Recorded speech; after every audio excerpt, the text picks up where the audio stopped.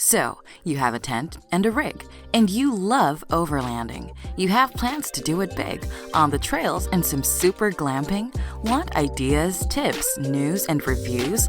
A podcast that's first rate and here just for you? You don't have to think about it. Join us and be about it. Something interesting? We want to hear about it. Come on, let's talk about it. Welcome to Waypoint Overland's Random Waypoints podcast.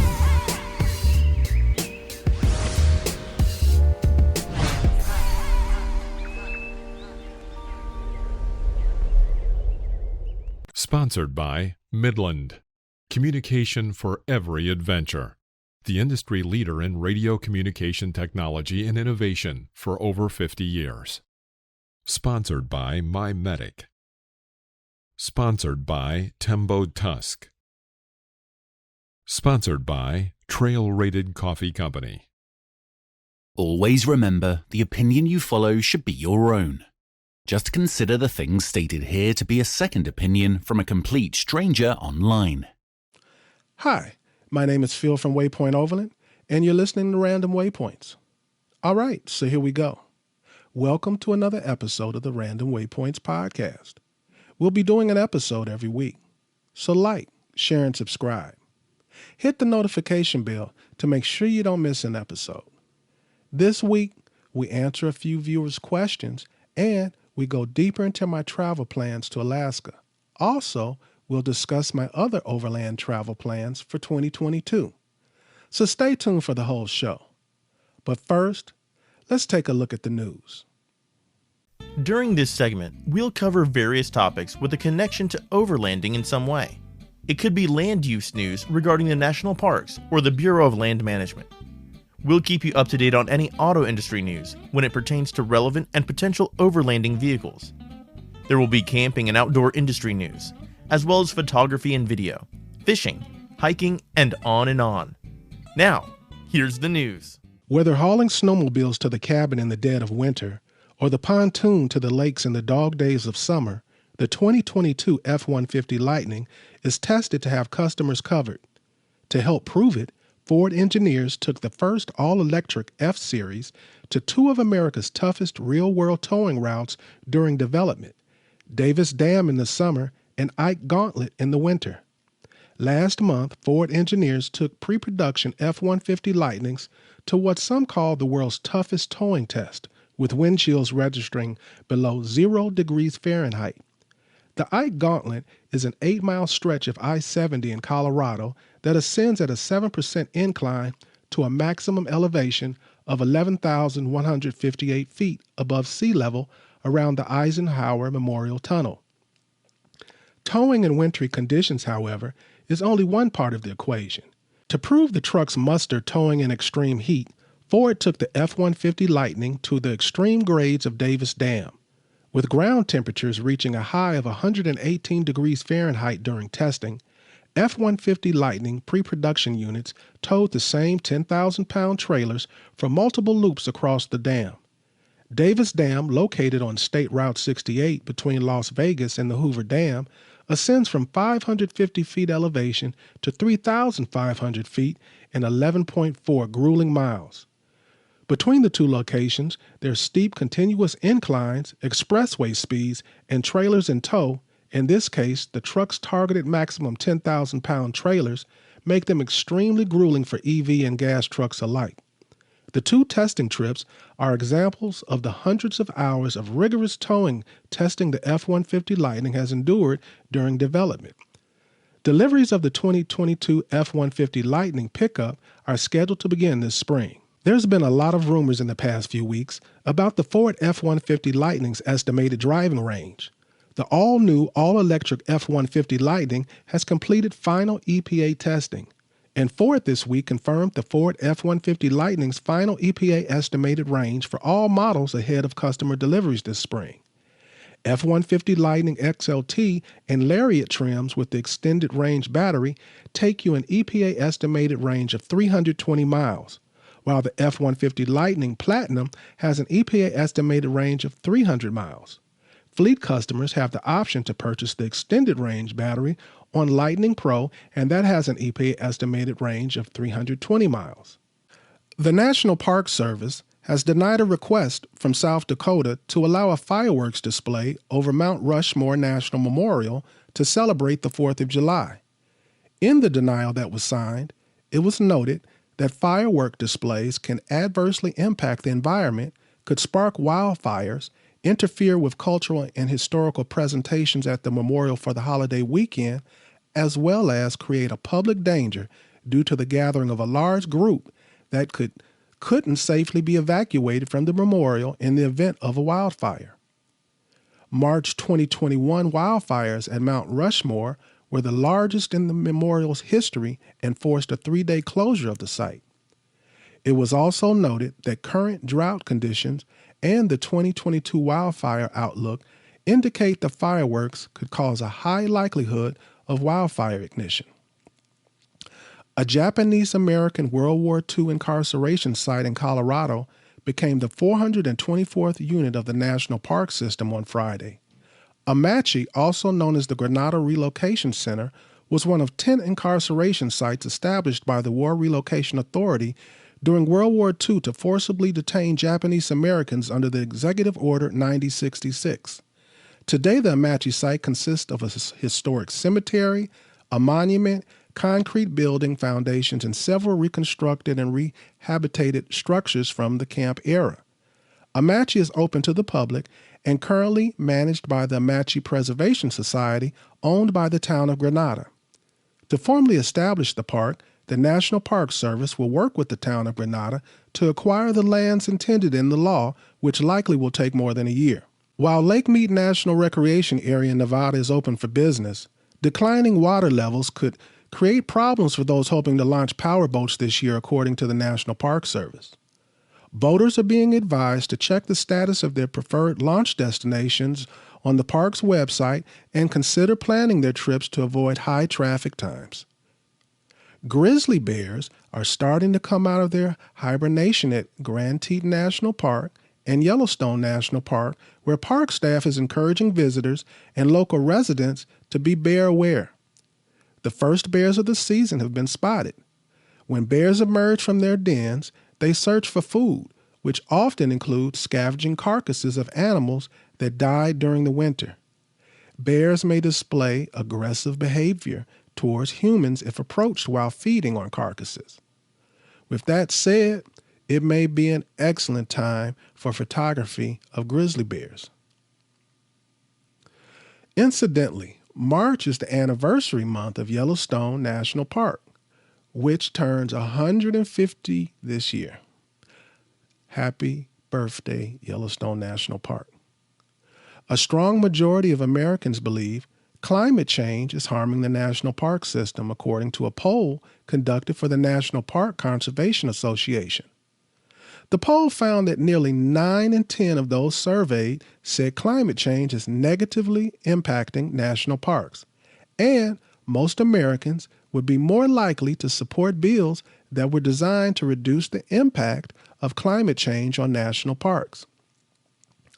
Grand Canyon National Park announced a 50% increase in the per-person cost from $8 a night to $12 a night to backpack in the park. Beginning in July, that experience will cost you $10 permit application fee and then $12 per night per person. So a party of 4 heading out for 3 nights would be charged $154 for walking or riding into the backcountry with their own food and shelter on their backs, in addition to the park entrance fee of $35 for your vehicle. Grand Canyon staff say the increase is necessary because the backcountry fees haven't been changed since 2015, and the cost of managing the backcountry program and offices have gone up. Climate change challenges will force Parks Canada to dismantle an iconic stone alpine shelter just before it turns 100.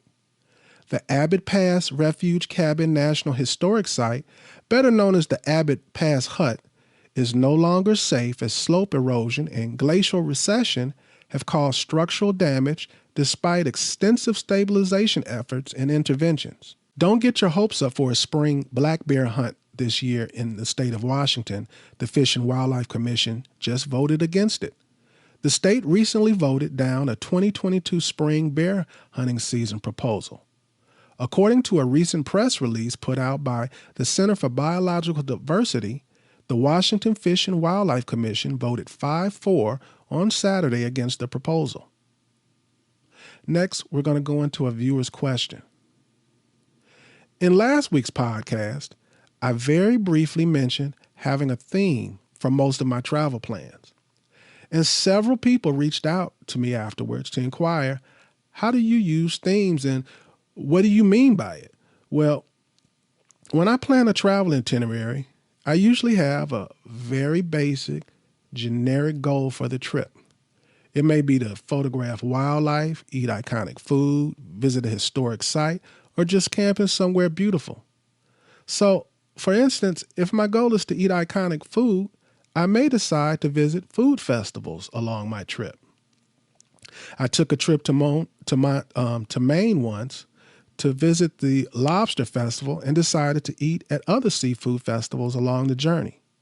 And seafood became the theme for my planning. I've used lighthouse chasing as a theme when traveling the coast. Movies are often a theme for my travel. I often seek out locations and landscapes that I first became curious about from seeing in a movie, a documentary, even food shows. The first time that I did the Pony Express and the Mojave Trail, it was part of a historic Wild West cowboy theme that I used to inspire me. This one may sound crazy, but I've taken trips where the theme was to play a certain song at each picturesque location I visit. Sometimes my themes are regarding discovery and research, like perhaps I'm going to travel the West Coast. I might decide to find out what the top 10 best pizza joints are on the West Coast, or eat at the highest rated places that serve popular local foods in each state. Like, for instance, Cincinnati chili in Ohio, deep dish pizza in Chicago, reindeer sausage in Alaska. I think you get the idea, and I hope that's answered your question about my themes. All right, one last news item. If you don't know, I'm a member of the Red Rock Crawlers in Moab who throw the Moab Easter Jeep Safari every year. Obviously, I don't live in Utah. I'm what they call an associate member. So I used to go to the Jeep Safari every year. I didn't go last year. I won't be going this year. But the reason I bring it up is I got my my book sent to me for Easter Jeep Safari, and that's April 9th through April 17th. And my advice is, if you already aren't a member or you have never been to an Easter Jeep Safari, to log into their website and register for this event, because if you want to go to Easter Jeep Safari, you have to pick trails that you want to be on, and the good ones go first and they go fast. So I'm recommending, if you have plans of going to Easter Jeep Safari, and not only going, because hey, you can do it at the last minute. You could drive up and register at the last minute. That's no big deal. But if you plan on going to Easter Jeep Safari and you have specific plans, like you've always wanted to go to, you wanted to do Top of the World, or you always wanted to do Chicken Corners, or whatever the trail is, the only way you're going to ensure that is to register now. And when they allow you to pick spots, pick a spot. So with that, we're going to go right into what I spoke about. We're going to go into what my whole year is going to be like, and then we're going to go back into some more of the details of Alaska. I got a lot of questions about Alaska, so we're going to cover as many of those as I can possibly do.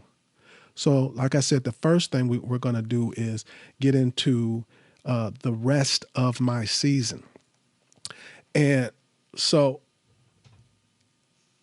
every year, I want everybody to know, if you didn't know, that every year, the days leading up to Overland Expo West, which is usually every May.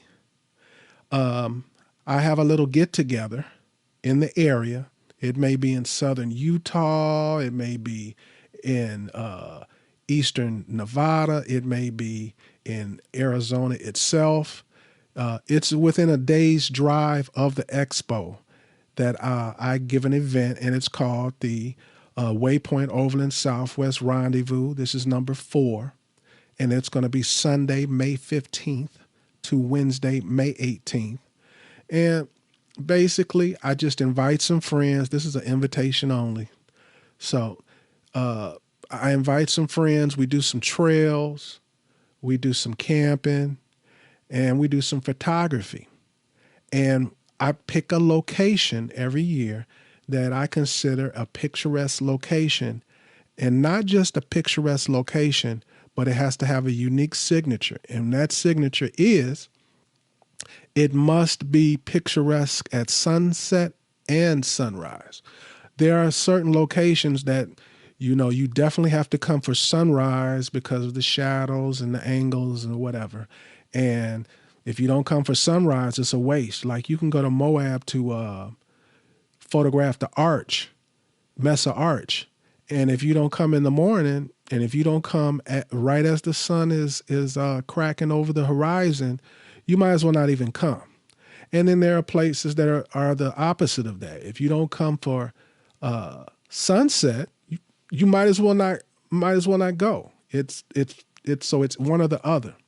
I pick a location for this event every year where you're going to get a beautiful sunset and you're going to get a beautiful sunrise.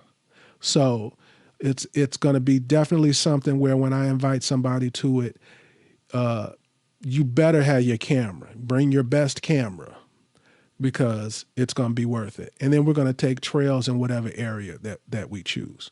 The first year I did, we camped near Torah Weep Outlook. We went to Torah Weep Outlook, and then we went outside the national park and we camped. And then the following 2 years, I did Ostrom Point. Everybody knows Ostrom Point, one of the best places for what I just mentioned, for a beautiful sunrise and a beautiful sunset. In my opinion, in America, it's probably easily top 5 best sunrise sunsets in all of America. That's my opinion.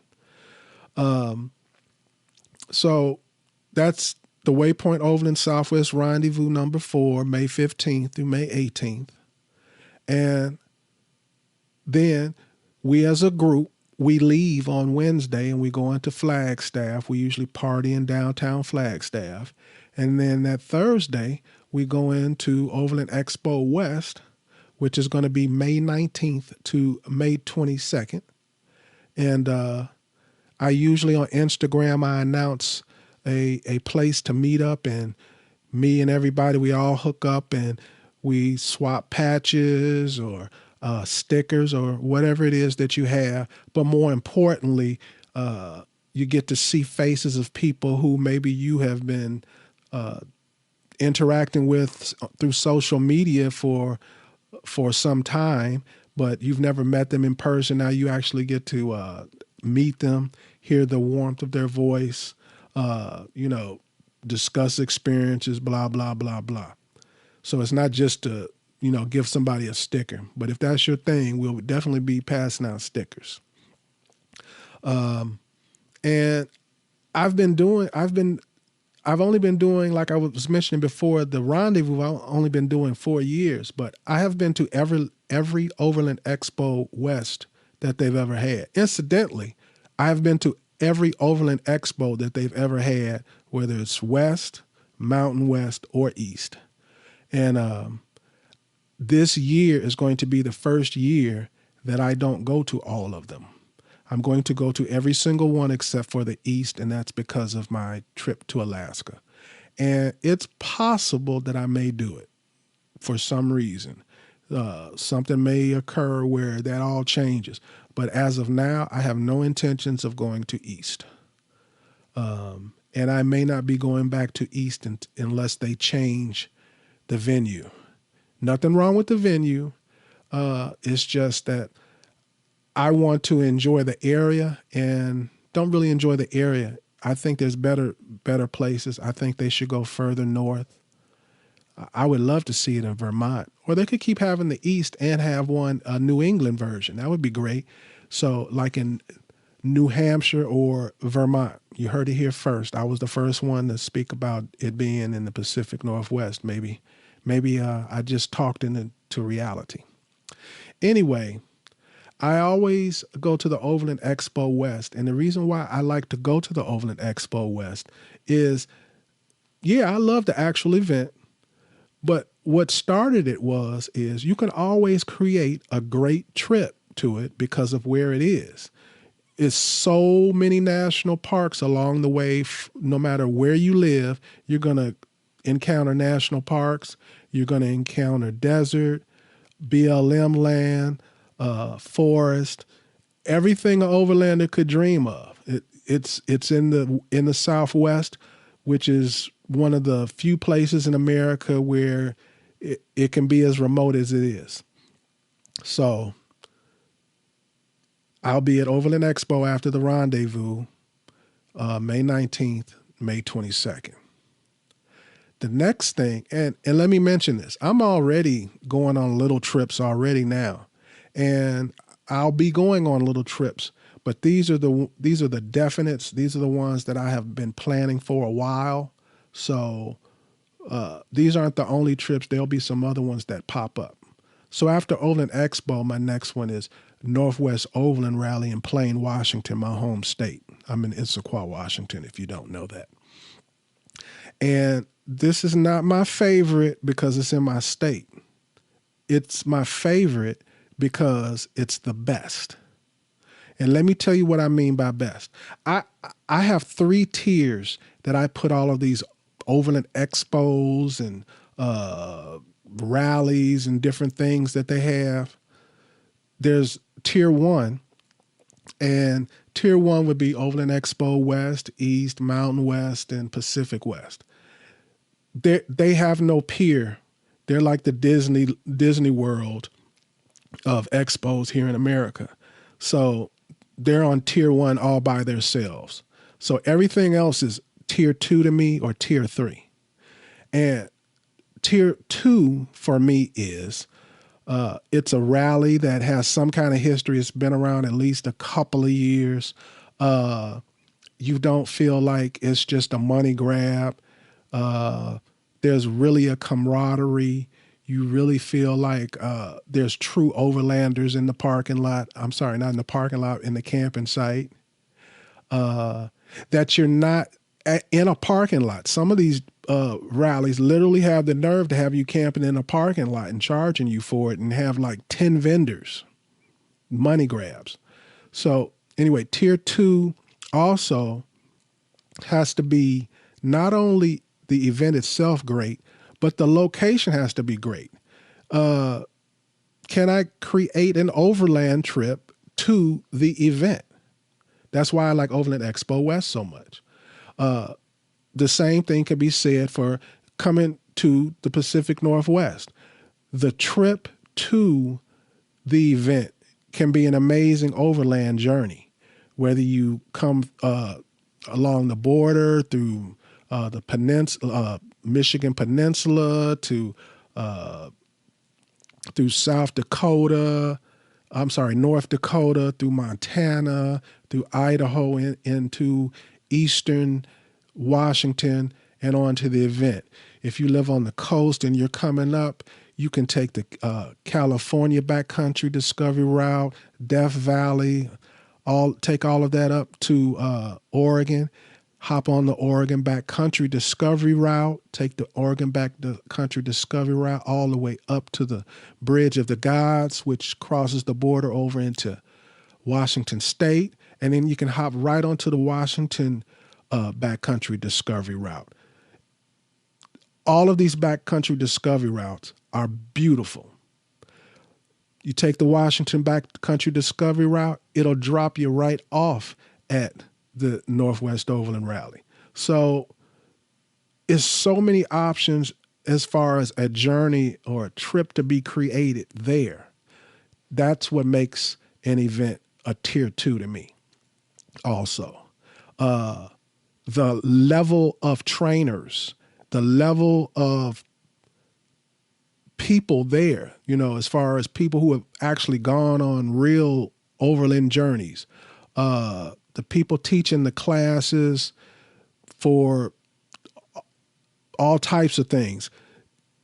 I want the best. I don't just want somebody that's like, hey, I'm going to try and teach a class because that's what everybody's doing now. That's a way for me to profit or benefit, but I really don't know what I'm talking about. So I graded on that. And then tier 3 for me is money grabs, which are the majority of these new Overland expos and rallies and whatever that they call them now. The majority of them. And if this is your first time watching, if you don't know who you're talking to, I have been to the majority of these. I've gone to almost all of the big name events. I have literally gone to some of these events and they were so horrible. I never even announced that I came. I came and I left. I won't tell you the names, but it's some big name events. Or I should say through social media, they're popular. And they're just money grabs. They're not really teaching you anything. Some of these, like I said, are like in parking lots. One of them, I really want to tell you where it was located, but if I do, you'll know specifically which one I'm naming. If I don't have something good to say about them, I'm not going to mention their name. But the majority of events are tier 3s, where they just a few local vendors. They may get one big name vendor to show up, and they have you just stacked together. The training is really nothing. There's no opportunities to take trails or anything like that. So with that said, Northwest Overland Rally is definitely a tier 2. And not only is it a tier 2, it is number 1 in my list of tier 2 events. It's probably one of the longest. I think I've been going about 7 years now. I think it's one of the longest running Overland rallies in America besides the Overland Expo rallies. I see people that I see every single year. We all sit by campfires. We listen to speakers. You can take training. You can take trails through all of the Cascade Mountains and the surrounding areas. It's in such a nice place, and it has such good regard that some of these famous social media people that they pop up. They make it a point of showing up to these events. If you're into what vendors are there, this is one of the smaller ones where all the top vendors show up to it because they enjoy coming to it. The demographic of people that are in the campsites are diverse in every way, whether it be their experience, their culture, whatever it may be. You just got people coming from all different directions. You got hippies, you got yuppies, you got everything. You got people who have been all over the world. You've got people who've been nowhere, and this is their first time. I have nothing to say bad about the Northwest Overland Rally. I have no affiliation with them whatsoever. It's just one of the best. I promise you that. So with that said, if you're ever coming to the Northwest on an overlanding trip, I would suggest to definitely coordinate it where you end up running through the Northwest Overland Rally. And if you have any questions on that, I can help you with that, because I always, even though I live in the state, I always create a journey to it. Like, for instance, I've driven down to Oregon, then drove back up the Oregon Backcountry Discovery Route, up the Washington Discovery Route to the event, just like I told you. I've driven all the way into Idaho and came back. I'm sorry, to Montana and came back through Idaho, through Eastern Washington. I've actually done all of those trips, even though I'm only about 2 hours away from the event. So if you have any questions about that, let me know. If you want me to expound about that, let me know. So June 16th through June 19th, Northwest Overland Rally in Plain. And again, I'll also make sure to do a announcement so that we can do a sticker and patch swap. And the next official thing that I have to go to is the Overland Expo Pacific Northwest in Bend, Oregon. And that's Thursday, July 7th if you're going to be camping, Friday if you're not, to Sunday, July 10th. And can't tell you much about it because it's the first one. I have been preaching about that we should have one here forever. If you've never been to the Pacific Northwest and you're watching this, if you don't have it on your list to come to the Pacific Northwest, you're crazy. It's beautiful. The amount of forest, the amount of green, the diversity in geology to deserts to rainforests, the amount of wildlife we have, the amount of trails we have, the amount of BLM we have, the amount of national parks we have, the amount of national forests we have, the conservancy of land all over Oregon and Washington for wildlife and for recreation is second to none. I really still cannot understand why we are so underrated. So with that said, the Overland Expo Pacific Northwest, even though we haven't had one yet, I'm highly recommending you coming. Not because I'm going to be there, not because I live in the area, but because of what I spoke about earlier about tiers. It's on that tier 1, but even if it wasn't a tier 1, it would make the tier 2 because it's in a location where there are so many different trips that you can connect up to this.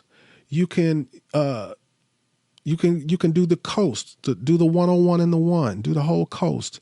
You can come from almost any direction and you're coming from somewhere great, whether it's through Montana, through Wyoming to Idaho, through to Oregon, whether it's coming from New Mexico, through Arizona, through Nevada. However you're coming to get there, it's an awesome route. And I'm a proponent of taking on the backcountry discovery routes. There are so many backcountry discovery routes for every direction heading into Bend, Oregon, that this could be a bucket list trip just showing up to the expo, let alone how it's going to turn out. And everyone that I know has anything to do with this expo in Bend, Oregon, everybody wants this to be like the greatest thing that ever happened. Vendors that I know who are going to have booths there, that are from here, they want to shine so bad because the light is not on us very often, that there's going to be some big things happening that I know about. I can't spoil their thunder. I don't have permission to give out their information. But there is a high incentive among the area people to show out. And even though I'm not a vendor or any of that, I plan on showing out. I plan to show people around my area. I'm planning on putting on something a few days leading into it. I just don't know what that is yet. Since it's near me, I'm going to keep that close to the vest because it will only be a handful of people that I take with me. And I don't even know what the trip is. So I'd be asking people to sign on to something that I don't know what I'm going to do. So I'm going to be at the Overland Expo, Pacific Northwest in Bend, Oregon. Once again, I'll announce a location so everybody can meet up, hand out patches, stuff like that. Check out each other's rigs, whatever. May even do some trails or whatever. I got big plans for Bend, Oregon. Some of them I do know what I'm going to do, but I can't tell because I know I'll end up seeing somebody else doing it, and they'll act like they just happen to do the same thing. But I won't go no further on that. The bottom line is, I'm not going to tell you much, but when I do tell you what's going to go down in Bend, Oregon, it's going to be... All right, now we're going to go back to Alaska, that particular trip.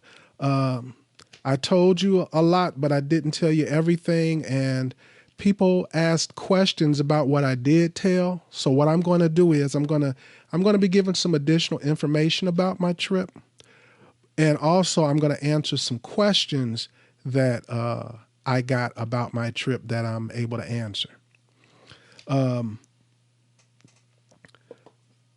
One of the first things is, you know what? Before I get into that, let me give you the dates. My buddy Be Wild Journals on Instagram, he mentioned to me that he thought I was leaving on this trip in a few weeks, and that's understandable. But I'm not. The trip is August 1st through September 15th. It's 45 days, tentatively. And I say tentatively because it may be extended another 2 weeks to the 30th, depending upon the weather, depending upon my physical condition, depending upon how my gear is holding up and how things are going back home. So definitely 45 days, could be all the way up to 60 days if everything aligns perfectly. I was asked about the milepost book. There it is. People wanted to see. I got a question, how did it look? Is it a book or is it a manual? So there you go. And I highly recommend it if you're going to be taking any type of Alaska trip. It has a lot, and I mean a lot of information. It's been very helpful. I mentioned last week, I bought a bunch of different books for this, but all of the other books, you could take them and all that information was in this one book, and more easily for me to access the particular piece of information that I want when I want. One of the reasons why they call it the milepost is because it takes you milepost by milepost on these highways. So how more detailed can you get than that?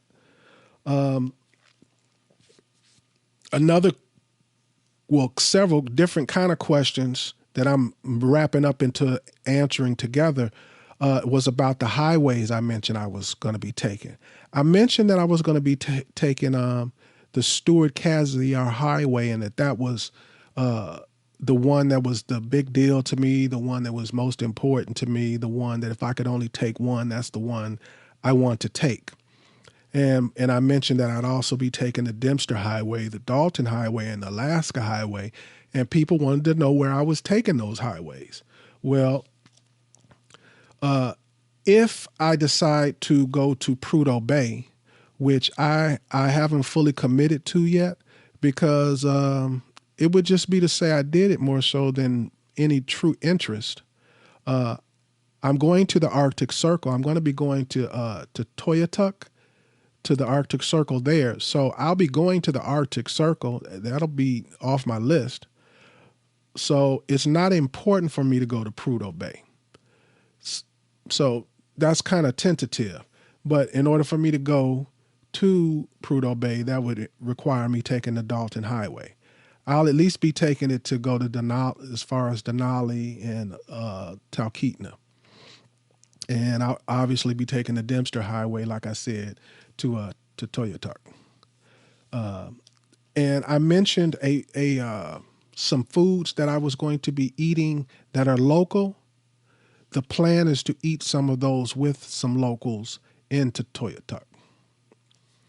And some of the stops that are key, like photographic moments or special moments for me on these highways is, one, I plan on going to the Salmon Glacier in Hyder Stewart.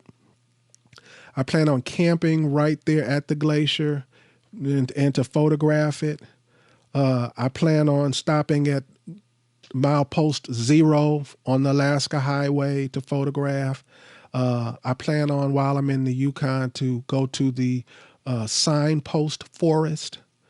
You've probably seen it already, or if you've been, you know what I'm talking about. It's like basically a little park with all these signs, and you can put your sticker or your little logo or a little license plate on there or whatever to say you were there. So I plan on putting mine there to say I was there, and I want to see I'm hoping to recognize some other people who have come there looking for their logos or their stickers or whatever. I want to go to the Seafarers Memorial to take some photographs in Homer, Alaska. I have a lot of stuff that I'm going to be doing in Homer, Alaska.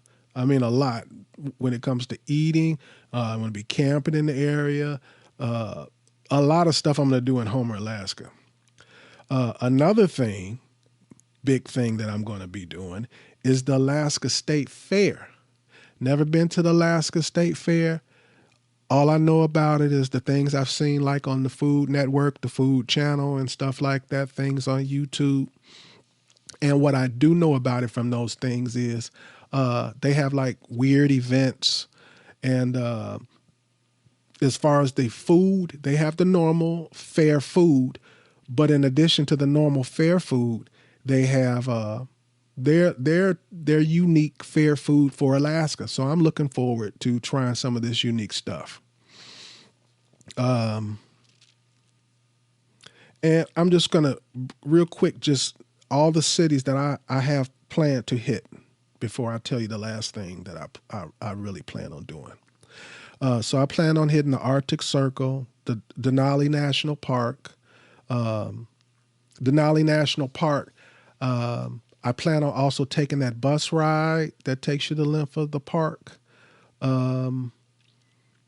And I plan to eat around the area. There's a few food options around there that I'm looking forward to.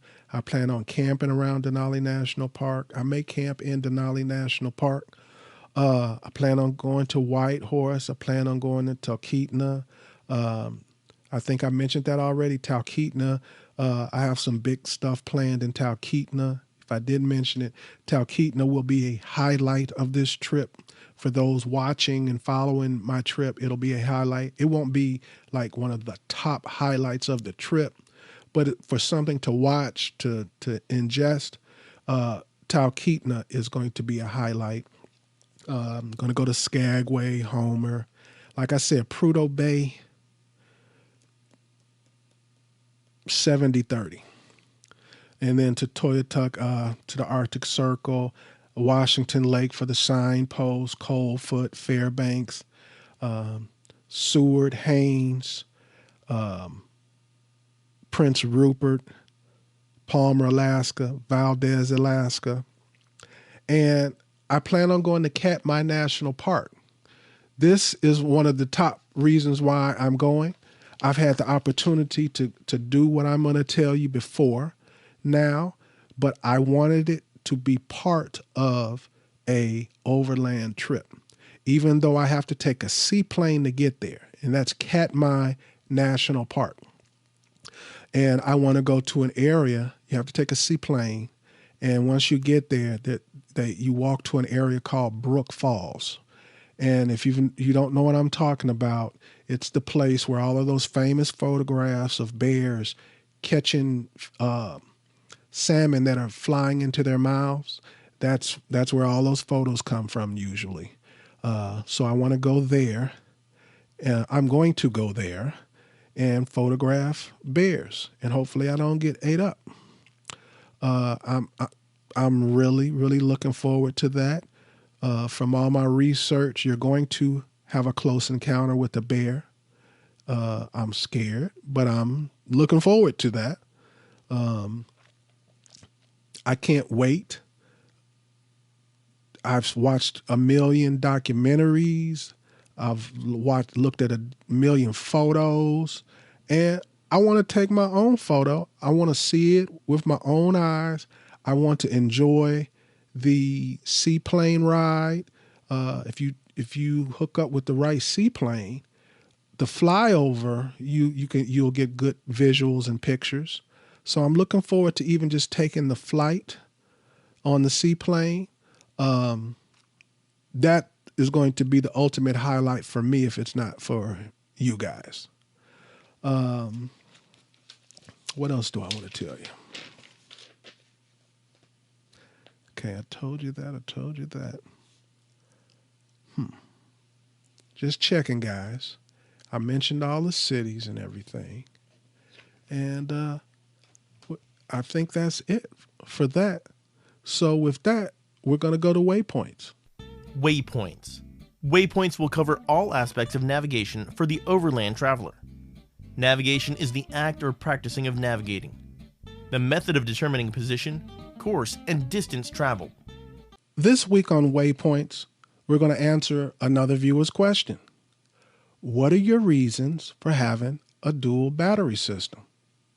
Well, the way I plan my itineraries is affected by how long I can stay off grid. For example, most of us plan our stops when we drive according to our fuel range, which leads to us adding fuel canisters or secondary fuel tanks to our rigs to overcome those limitations. Similarly, when overlanding, we not only plan for our stops, but we also plan for the length that we'll be in the remote places due to power limitations.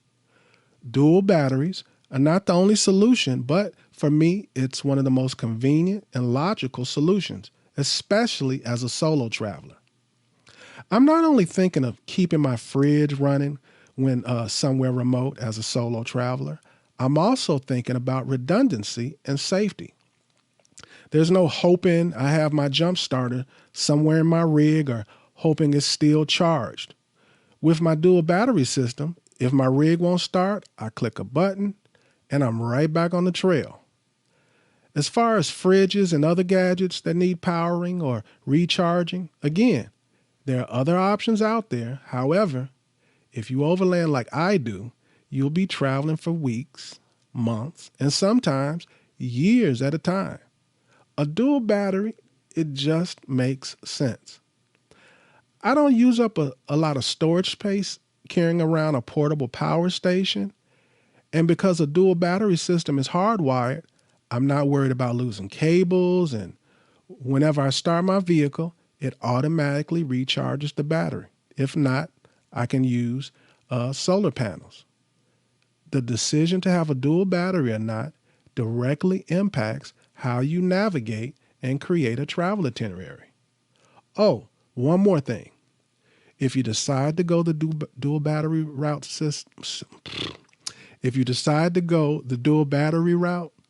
I highly recommend you install it yourself. I don't care how mechanically or electronically inclined you are, watch some videos, do some research, and do it yourself. This is because you'll have a more intricate knowledge of how it works and how it's wired. An important thing to know when you're on a trip and something goes wrong. Because, yes, despite all your planning and all your gear purchases, something is absolutely going to go wrong. However, you can minimize this with knowledge. Installing your own dual battery system is a hard rule that should not be disrespected. Well, that wraps up another episode of the podcast. Make sure to like, share, and subscribe. And with that, I want everybody to stay safe, tread lightly, and hopefully I'll see you here or on a trail soon. You have been listening to Waypoint Overland's Random Waypoints. Like, subscribe, and stay tuned for more.